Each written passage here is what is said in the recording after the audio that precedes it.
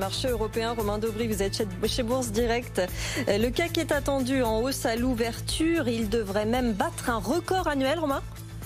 Bonjour, oui, exactement. On est en hausse de 0,77% sur le contrat à terme sur l'indice CAC 40 aux alentours des 5747 points. Donc on franchit un niveau très important. On l'avait évoqué ensemble depuis plusieurs semaines.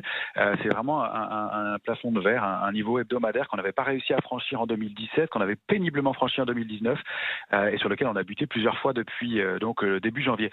Donc c'est un chiffre qu'il va falloir surveiller. Ceci dit, on commence la semaine un peu en l'absence de combattants, puisque les marchés chinois sont fermés pour le nouvel an jusqu'à mercredi inclus. Aujourd'hui, les marchés américains sont fermés pour President's Day. Et donc, c'est sûrement au fur et à mesure de la semaine que les choses vont s'animer avec du côté macroéconomique. Bien demain, le ZIU du sentiment économique en Allemagne. Mercredi, ce sera le chiffre clé de la semaine, à mon avis, les ventes au détail pour janvier aux États-Unis, ainsi que les prix à la production.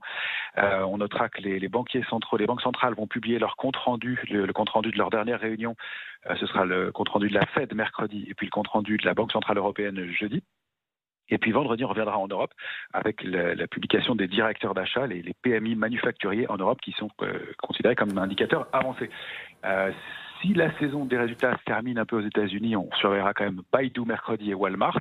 Mais c'est en France qu'on va regarder beaucoup cette semaine puisqu'il y a beaucoup de publications. Michelin, Kering, Capgemini, Klépierre notamment, et puis jeudi ça va être la grosse journée. Airbus, EDF, Orange, Bouygues, Valeo, Atos, et vendredi Hermès, Danone et Renault. Donc pas mal d'éléments à suivre, et puis surtout c'est une semaine d'échéance sur les marchés dérivés, donc ça va être une semaine assez technique, puisque vendredi clôtureront plusieurs contrats à terme. Alors ce ne sont que les trois sorcières, mais ça crée toujours des mouvements importants.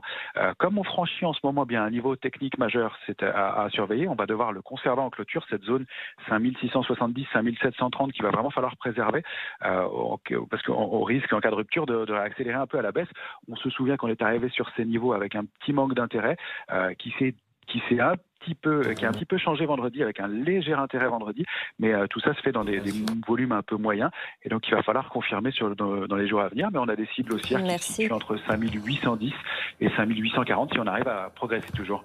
Merci Romain Daubry chez Bourse Direct avec nous ce matin dans Good Morning Business. Tout de suite Lorraine Goumeau répond.